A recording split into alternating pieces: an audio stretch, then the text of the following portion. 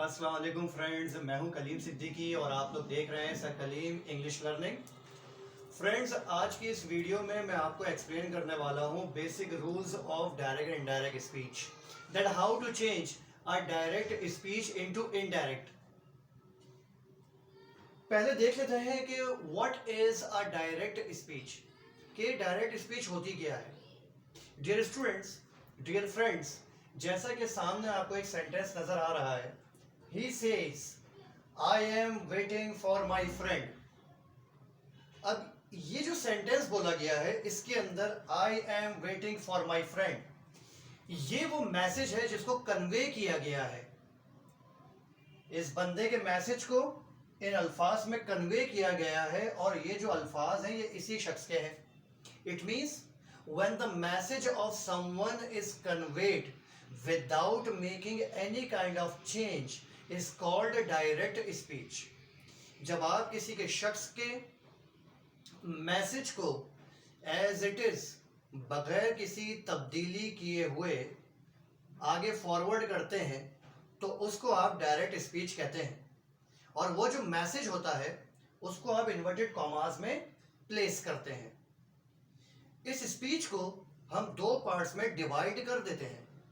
For example, reporting speech. What is reporting speech? The part outside the inverted commas is called reporting speech. यानी जिस शख्स का message होता है, जिस शख्स की बात होती है, उसको हम रिपोर्टिंग स्पीच कहते हैं। रिपोर्टिंग स्पीच में क्या शामिल है हमारे पास? रिपोर्टिंग स्पीच में रिपोर्टिंग स्पीच का सब्जेक्ट शामिल है, रिपोर्टिंग स्पीच में रिपोर्टिंग वर्ब शामिल है, रिपोर्टिंग स्पीच में रिपोर्टिंग स्पीच का ऑब्जेक्ट भी होता है जो यहां पर नहीं है, हम आगे डिस्कस करेंगे। अब बात कर लेते हैं reported speech. Reported speech is the part which is kept under inverted commas. जी हां, हम रिपोर्टेड स्पीच उस हिस्से को कहते हैं जिसको हम इन्वर्टेड कॉमास में प्लेस करते हैं, लिखते हैं, और यही वो मैसेज होता है जिसको कन्वे किया जाता है। अब क्वेश्चन ये राइज होता है, how to change it into indirect speech. ये एक मामला है, नो प्रॉब्लम एट ऑल। अगर आप इस वीडियो को एंड तक देखते हैं तो इसका स्टेप 1 इंशाल्लाह आपकी समझ में आ जाएगा। तो नंबर 1 हम इसको रूल्स में डिवाइड कर देते हैं।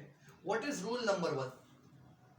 जब आप किसी डायरेक्ट स्पीच को इनडायरेक्ट में चेंज कर रहे हैं तो उसमें रूल नंबर 1 ये होता है कि इसका कॉमा और इन्वर्टेड कॉमास को आप खत्म कर देते हैं। Comma and inverted commas are removed. आप इन कॉमा और इन्वर्टेड कॉमास को खत्म कर देते हैं, लेकिन इनकी जगह आप दैट को प्लेस कर देते हैं। यानी कि आपने रिपोर्टिंग स्पीच अपनी स्टार्ट की इस तरह से।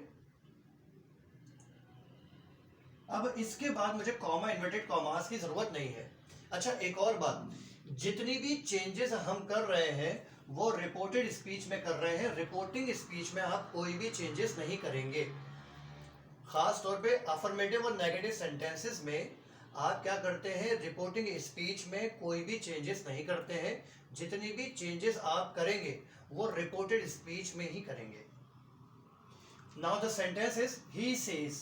अब ही सेज तक मैं पहुंच गया। ही सेज के बाद मुझे क्या करना है? I have to remove comma and inverted commas.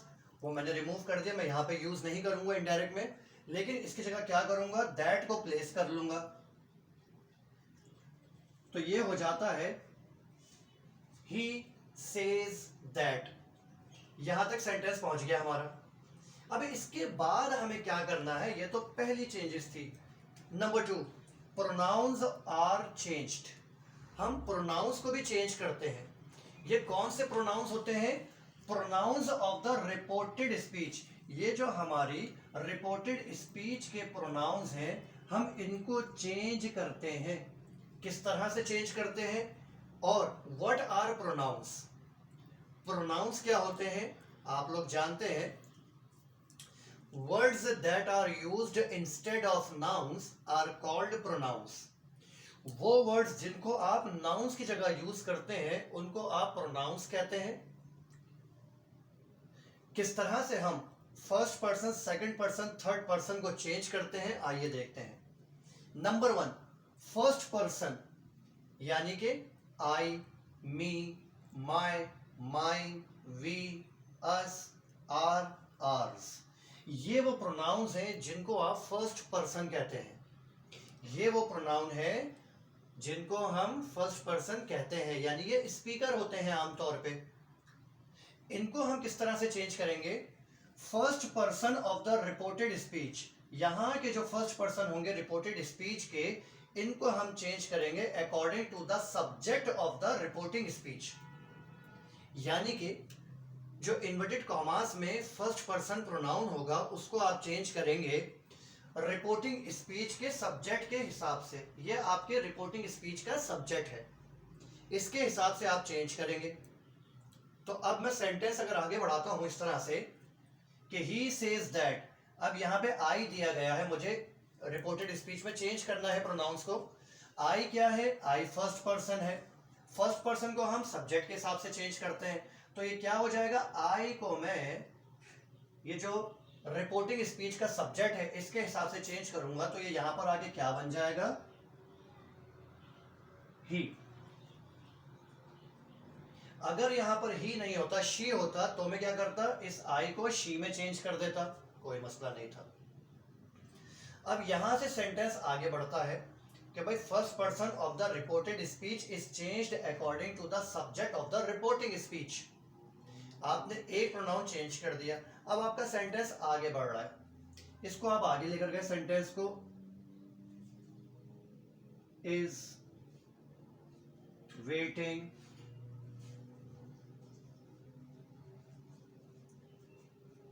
For, भी एज इट इज आ गया, फॉर तक आप पहुंच गए। अब फॉर के बाद आपने क्या करना है? एक और प्रोनाउन आ गया है।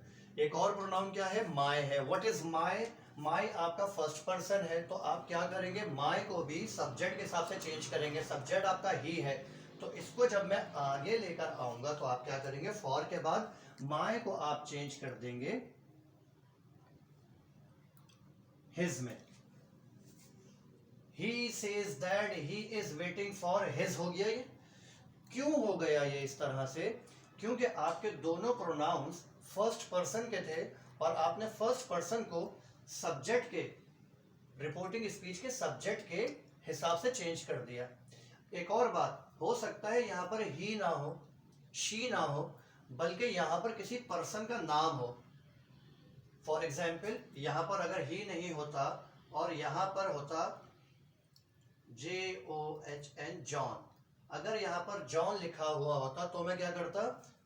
जॉन क्या है? मेल पर्सन का नाम है, मैं मेल पर्सन के नाम के हिसाब से वहां पे प्रोनाउन यूज कर देता, कोई मसला नहीं है।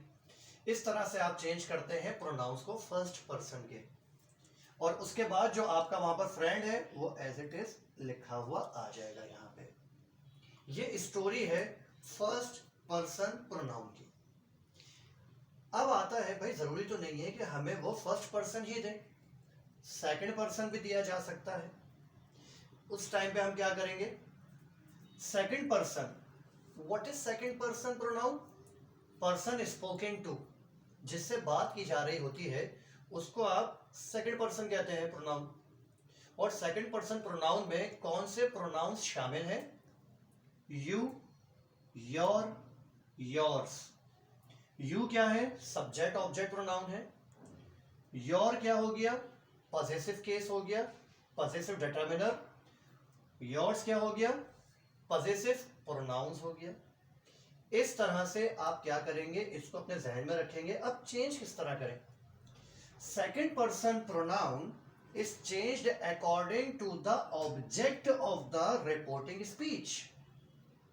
अगर आपको सेकंड पर्सन प्रोनाउन दिया जाएगा यहां रिपोर्टेड स्पीच में, आप इनडायरेक्ट में जा रहे हैं, तो उस टाइम पे आप क्या करेंगे? उस प्रोनाउन को रिपोर्टिंग स्पीच के ऑब्जेक्ट के हिसाब से चेंज करेंगे। And we have got example as well. Example क्या है? यहां सेंटेंस दिया गया है, I said to them you helped him. You क्या आ गया अब आपका? यू सेकंड पर्सन आ गया। सेकंड पर्सन को किसके हिसाब से चेंज करते हैं? Object of the reporting speech में चेंज करते हैं। इस तरह से आप चेंज करते चले जाएंगे। स्टार्ट करते हैं। इस सेंटेंस को चेंज करने के लिए मैं क्या करूंगा, अपनी रिपोर्टिंग स्पीच को स्टार्ट करूंगा जैसा कि I said to them. Comma inverted commas मैंने रिमूव किया और इसकी जगह मैंने किसको प्लेस किया, दैट को प्लेस कर दिया। यहाँ पे दैट को प्लेस करने के बाद अब मुझे रिपोर्टेड स्पीच में प्रोनाउन को चेंज करना है। प्रोनाउन मेरा सेकंड पर्सन है यानी कि यू। यू को हम चेंज करते हैं object of the reporting speech. Object हमारा है देम। इसको जब मैं यहां पर लेकर आऊंगा तो क्या यूज करूंगा, दे। दे से मैंने अपना सेंटेंस स्टार्ट किया। जाहिर सी बात है देम से तो शुरू कर नहीं सकता मैं। देम तो हम यूज करते हैं वर्ब के बाद, और वर्ब से पहले हम यूज करते हैं दे। तो दे यहां आ गया। दे के बाद मैंने वर्ब को एज इट इज लिखा, हिम। दे हेल्प्ड। हेल्प्ड आपने एज इट इज कॉपी कर दिया। अब मामला आता है, वहां पर दिया गया है हिम। तो हिम ना तो फर्स्ट पर्सन है ना सेकंड पर्सन है, बल्कि हिम तो थर्ड पर्सन है। He, him, his, she, her, hers, it, its, they, them, their, theirs. ये आपके प्रोनाउंस क्या हैं, थर्ड पर्सन है। इनको हम क्या करते हैं, रिमेन्स अनचेंज्ड। ये अनचेंज्ड रहते हैं, इनको आप चेंज नहीं करते। यानी कि इससे एक बात क्लियर हो गई कि we make changes only in first person pronoun and in second person pronoun. We do not make changes in third person pronoun. वही यहां पर दिया हुआ है। ये आपका थर्ड पर्सन है, तो थर्ड पर्सन के लिए हमने यहां पर लिखा है कि भाई रिमेन्स अनचेंज्ड। तो मैं क्या करूंगा, इसको एज इट इज यहां पे लिख दूंगा। तो मेरा सेंटेंस क्या बन गया, I said to them that they helped him. इसको हम कहते हैं basic rule of direct and indirect. किस तरह से हम डायरेक्ट को इनडायरेक्ट में चेंज करते हैं, उसका ये बेसिक रूल है। I hope you got my video, you got my lecture. Like कीजिएगा वीडियो को, सब्सक्राइब कीजिएगा वीडियो को, आगे शेयर भी कीजिएगा। और अगर आपको कोई प्रॉब्लम हो तो प्लीज आप कमेंट करके मुझे बता सकते हैं। Do a great care of yourselves. Allah Hafiz.